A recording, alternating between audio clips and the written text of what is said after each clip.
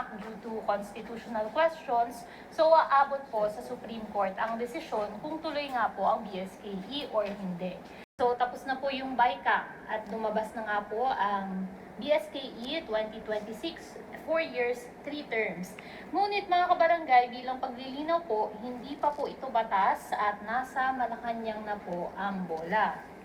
So, ang inaabangan po natin ngayon, it's either pipirmahan po ba or ibibitaw po ng Pangulo ito pong bill na ito.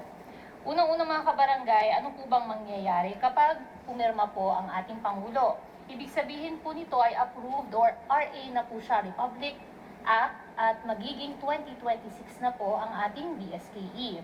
Pero mga kabarangay, kapag nabito naman po ito or disapprove po ng ating Pangulong Marcos, pwede pa rin po siyang i-override ng Kongreso through a 2/3 vote.